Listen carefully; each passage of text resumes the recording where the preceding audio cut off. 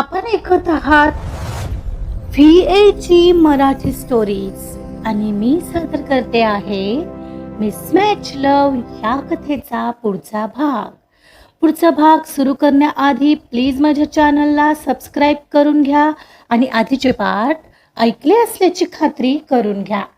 चला सुरुवात करतेय मिसमॅच लव भाग 40. हॉटेल ग्रँड इम्पेरियलच्या त्या चककणाऱ्या हॉलमधून बाहेर पडताना कार्तिकच्या मनात विचारांचं काहूर माजलं होतं. विठ्ठलचं ते सील तुटलेल्या बॉटलचं स्पष्टीकरण त्याच्या डोक्यात पुन्हा पुन्हा घुमत होतं. याचा अर्थ गार्गी जे काही सांगत होती ते अक्षरशः खरं होतं. तिला फसवून एका सुनियोजित कटाचा भाग म्हणून ते अल्कोहोलयुक्त ड्रिंक देण्यात आलं होतं. कार्तिकला आपल्या CEO पदाच्या खुर्चीपेक्षा आता त्या अदृश्य शत्रूचा शोध घेणं जास्त महत्वाचं वाटू लागलं होतं. तो तरातरा पावलं टाकत पार्किंग लॉटमध्ये आला. त्याने रागाच्या भरात कारचं बॅकसाईडचं दार उघडून तो तिथेच थबकला, कारण गार्गी त्याच्या मागोमाग आली नव्हती. त्याचं लक्ष पाठीमागून येणाऱ्या गार्गीकडे गेलं.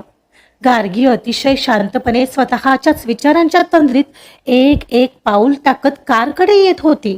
तिच्या चेहऱ्यावर एक प्रकारचं शून्यत्व होतं. अरे यार, ही आता अशी स्लो मोशनमध्ये का येते? कार्तिकने स्वतःशीच पुटपुटत मनगटावरील घड्याळाकडे पाहिलं. त्याचा संयम सुटत चालला होता, पण त्याच वेळी गार्गीच्या त्या शांत रूपाकडे पाहून त्याच्या मनात कुठेतरी एक अस्वस्थताही होती. गार्गी अजूनही त्या विचारांच्या जंजाळात हरवली असताना हॉटेलच्या आत जाणारा एक माणूस आपल्याच मस्तीत फोनवर मोठ्याने बोलत धावत आला.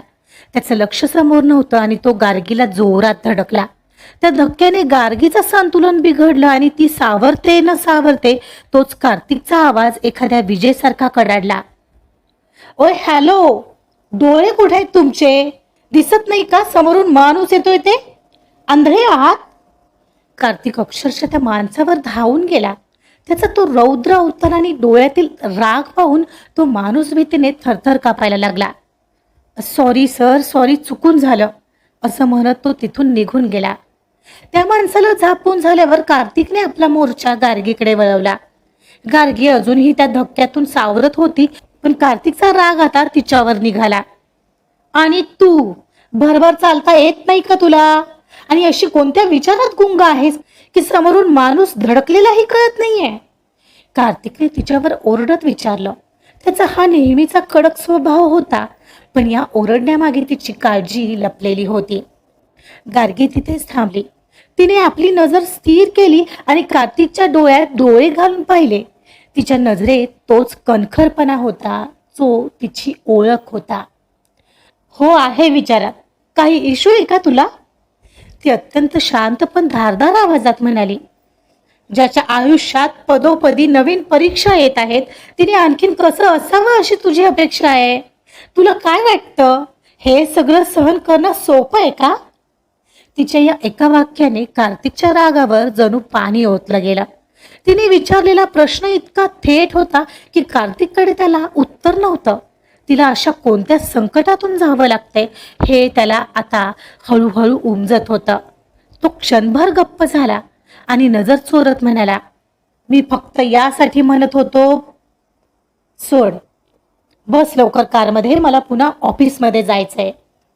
गार्गीने कारच्या उघड्या दाराकडे पाहिलं आणि मग कार्तिककडे बघत म्हणाले, ठीक आहे मग तुम्ही जा, माझे मी इथून निघून जाईन.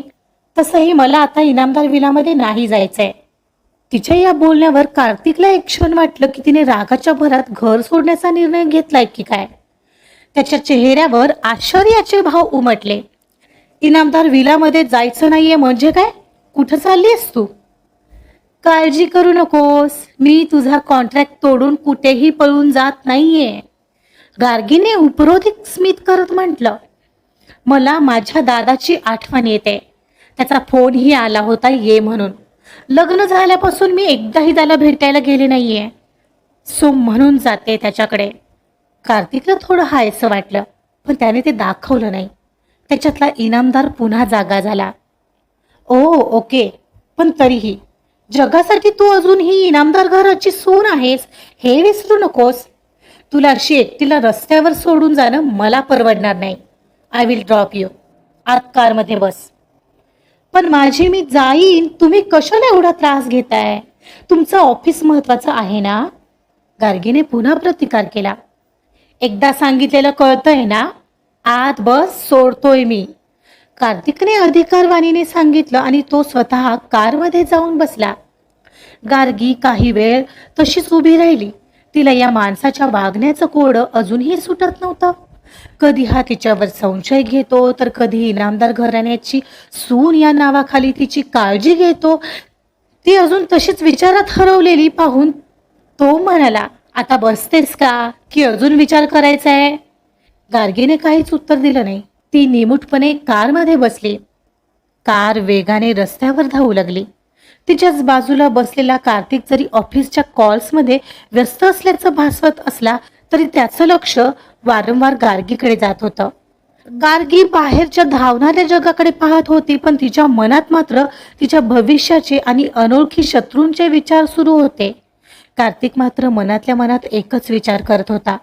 आज तिची बाजू सावरून आणि तिला तिच्या भावाकडे सोडून तो तिची काळजी घेतोय हे गार्गीला कधीच कळू नये, कारण त्याने या काळजीला इनामदार घराण्याच्या इज्जतीचं कवच चढवलं होतं. कार्तिक आणि गार्गी मागच्या सीटवर बसले होते आणि कार शांतपणे रस्त्यावरून धावत होती. पण कारच्या आतल्या शांततेत अनेक विचारांचं काहूर होतं. गार्गी खिडकी बाहेर मागे जाणारा रस्ता पाहत होती. आज या माणसाने माझी बाजू घेतली. पहिल्यांदाच कोणीतरी माझ्यावर विश्वास दाखवला. एक क्षणाला मला खरंच बरंही वाटलं. आश्चर्यही वाटत होतच म्हणा. पण हा विश्वास फक्त इनामदारांच्या सुनेची अब्रू वाचवण्याचा प्रयत्न नसेल कशावरून? दरवेळी ज्या तावातावाने तो माझ्यावर ओरडत असायचा तोच हा कार्तिक आहे का? त्याचे तिथे हॉटेल्समधील लोकांसमोर ते मला असं माझी पत्नी म्हणणं अजूनही कानात घुमतंय.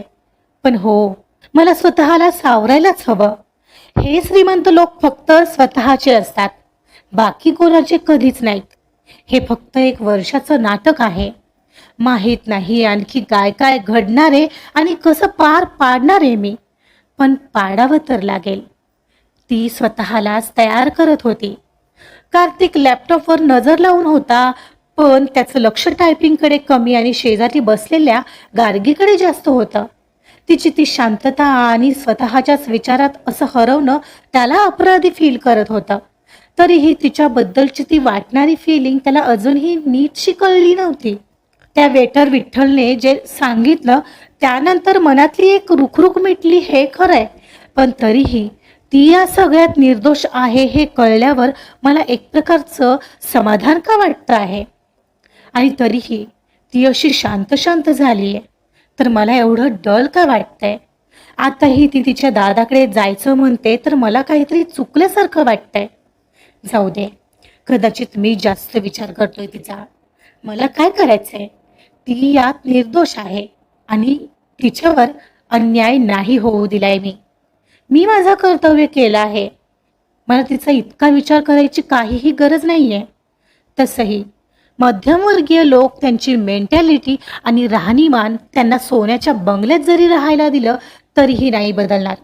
I have to focus on my work. गार्गीचं घर आलं तसं शंकरने कार थांबवली. गार्गी मॅडम, तुमचं घर आलंय, ड्रायव्हर म्हणाला.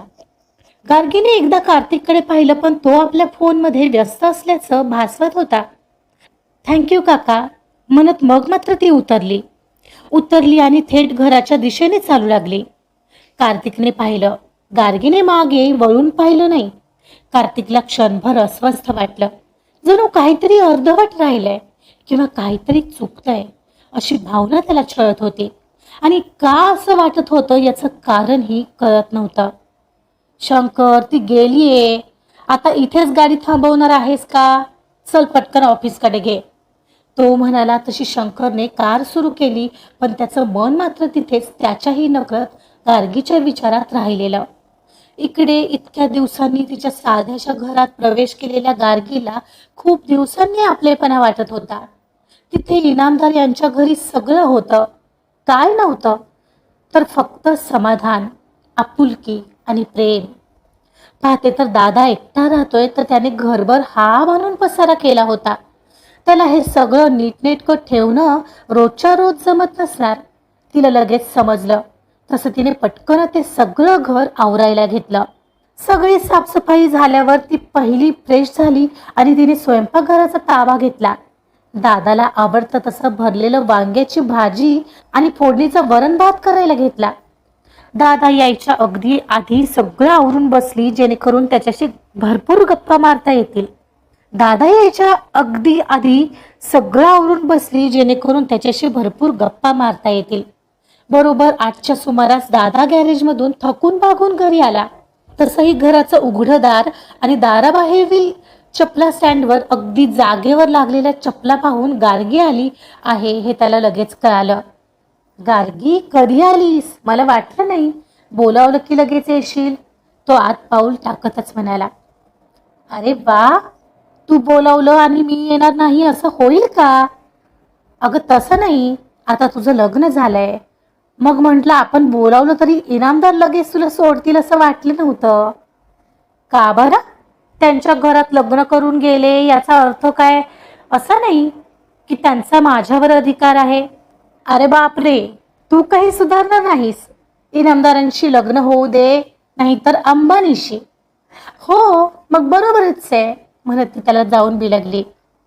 हो ग माझी नकटुली, कशी आहेस गार्गी? ठीक आहे. तिच्या तोंडून एवढंच बाहेर पडलं. थोडी भावुक झालेली ती. या 2 दिवसात घडलेल्या गोष्टींनी तिच्या डोळ्यात थोडं पाणी तर आलंच. ती तशीच बिलगून होती. तिच्या मुसमुसण्याचा आवाज आला तसा त्याने तिला बाजूला केला. काय ग, रडतेस का? काय नाही रे, इतक्या दिवसांनी तुला भेटले त्यामुळे. ती त्याच्याकडे डोळे टिपत खोटच बोलली. नक्की ना? सगळं ठीक आहे ना गार्गी? कार्तिकाने तुझ्या त्या सासूबाई नीट वागतात ना ग तुझ्याशी? दादाने काळजीने विचारलं. गार्गीच्या डोळ्यासमोर आपोआपच सकाळचा तो विलामधला रागीट अवतार आला, पण तिने हसून म्हटलं, अरे खूप छान आहेत सगळे. कार्तिक तर माझी खूप काळजी घेतो दादा. तू काही काळजी करू नकोस. मी खूप खुश आहे. ती नजर चोरत वळली आणि किचनकडे निघाली. अगं, आता तिकडे कुठे निघालीस? बस ना जरा गप्पा मार. हो, तू आधी फ्रेश तर हो. मी जेवण गरम करून बाहेर घेते. मग जेवण बोलूच की. बरं, ठीक आहे. आणि काय ग, आज लगेच आलीस की माझ्या आवडीची भाजी बनवलीस? वांग्याच्या भाजीचा सुवास येतोय. तो फ्रेश व्हायला जात म्हणाला. हो मग काय, मलाही खायची होती. त्यांचं ते काट्या चमच्यांचं जेवण आपल्याला नाही जमत बुवा. मी मिस करत होते रे आपलं जेवण. ती हसली तसा तोही हसला. बरं बरं असू दे. बरं केलंस आलीस. खूप दिवस तुला पाहिलं नव्हतं ना, म्हणून म्हणालो ये. आज सकाळी तुझी खूप आठवण येत होती. ती कणखर होती म्हणून स्वतःच्या वेदना लपवून तिने दादाच्या सुखासाठी हा खोटा मुखवटा चढवला होता. काहीच क्षणात तिने जेवण गरम करून बाहेर घेतलं आणि दोघंही जेवण करत गप्पा करू लागले. त्या रात्री इनामदार विलामध्ये कार्तिक रात्रीचं जेवण झाल्यावर आपल्या बेडवर येऊन थोडा वेळ काम करत राहिलेला, पण कामातही त्याचं म्हणावं असं लक्ष लागतच नव्हतं. थोडा वेळ काम करायचा प्रयत्न करून त्याने सरळ ते बाजूला ठेवलं आणि तो झोपण्याचा प्रयत्न करू लागला. रूम नेहमीप्रमाणे आज त्याला हवी तशी लख्ख आणि शिस्तबद्ध होती. शिवाय परक्या शत्रूचाही शिरकाव नव्हता. थोडक्यात गार्गी आणि तिचा पसारा नव्हता. तसंही लग्न झाल्यानंतर तिचा त्या रूम मधला वावर त्याला खटकायचा आणि त्रासही द्यायचा. पण आज तोच वावर नव्हता आणि त्याला काहीतरी चुकल्यासारखं वाटत होतं. तिचा श्वास नव्हता की पाण्याचा आवाज, नाही तिची फोनवरची मैत्रिणींसोबतची असंबद्ध बडबड होती. आणि तरीही हीच शिस्त आज कार्तिकला टोचत होती. त्याला नेमकंच आज गार्गीचा तो मेसीपणा आणि तिचं उजेडात झोपण्यासाठीचं भांडण आठवू लागलं. त्याला नकळत सवय झाली होती का त्या गोंधळाची, आणि आज ती शांतता त्याला अस्वस्थ करत होती. दुसऱ्या दिवशी कार्तिक आपल्या अलिशान CEO केबिनमध्ये फाईल्समध्ये डोकं खुपसून बसला होता. केबिनमध्ये एक कमालीची शांतता होती जी कार्तिकच्या शिस्तप्रिय स्वभावाला अगदी परफेक्ट वाटत होती. तेवढ्यात कोणतीही पूर्वसूचना न देता केबिनचा दरवाजा जोरात उघडला गेला आणि एक साधारण देशीतला तरुण आत शिरला. अंगात साधारण कपडे पण चेहऱ्यावर मात्र एक प्रकारचा उर्मटपणा आणि डोळ्यात विलक्षण चमक घेऊन तो थेट कार्तिकच्या समोर उभा राहिला. हा काय मूर्खपणा आहे? कोण आहात तुम्ही? आणि असं नॉक न करता आत येण्याची हिंमत कशी झाली तुमची? कार्तिकने अत्यंत रागाने मान वर करून विचारलं. त्याच्या आवाजातली जरब कुणालाही थरकाप उडवण्यासाठी पुरेशी होती. एवढ्यात त्याचा असिस्टंट ऋषी धावतच आत आला. सॉरी सर, हा माणूस ऐकायलाच तयार नाहीये. मी त्याला अडवण्याचा प्रयत्न करत होतो पण तो थेट आत शिरला. काय चाललंय हे ऋषी? सिक्युरिटीला बोलाव आत्ताच्या आता. अशा लोकांना कसं हँडल करायचं हे तुला वेगळं सांगावं लागेल का? कार्तिकचा पारा आता चढला होता, पण तो तरुण अजिबात डगमगला नाही. उलट त्याने समोरच्या खुर्चीवर टेचात बसत एक कुच्चित हास्य केलं. 1 मिनिट कार्तिक इनामदार, मला या केबिन मधून बाहेर काढण्याची चूक करू नकोस, कारण ते तुझ्यासाठी खूप जास्त धोकादायक ठरेल. माझ्या अंगाला जरी कोणी हात लावला ना, तर तुझ्या या CEO पदाचा जो काही पसारा आहे त्याचं सिक्रेट मी 1 मिनिटात चव्हाट्यावर आणीन. माझ्याशी घेतलेला पंगा तुला आणि तुझ्या घराण्याला खूप महागात पडेल. कोण आहेस तू? मला, या कार्तिक इनामदारला चक्क माझ्याच ऑफिसमध्ये येऊन धमकी देतोयस? आता पोलिसांना बोलावून तुला तुरुंगाची हवा दाखवली ना, तर तुझे सगळे नखरे 1 मिनिटात उतरतील. कार्तिकने तावातावाने लँडलाईनचा फोन उचलला. ठीक आहे, खुशाल बोलवा पोलिसांना, पण लक्षात ठेव, पोलीस येण्याआधी गार्गी प्रधान, तुझं हे CEO पद आणि तुमच्या लग्नाचं ते 1 वर्षाचं गुपित कॉन्ट्रॅक्ट हे सगळं मीडियासमोर येईल. त्या तरुणाने अत्यंत शांतपणे पण शब्दावर जोर देत आपला पत्ता टाकला. हे ऐकताच कार्तिक जागेवरच थबकला. त्याच्या शरीरातून जणू एक थंड लहर धावून गेली. त्याने ऋषीकडे पाहिलं, जो गोंधळलेल्या अवस्थेत उभा होता. ऋषी, आय विल हँडल दिस, तू जा बाहेर. कार्तिकचा आवाज आता जड झाला होता. ओके सर, म्हणत ऋषी तातडीने बाहेर पडला आणि केबिनचा दरवाजा बंद झाला.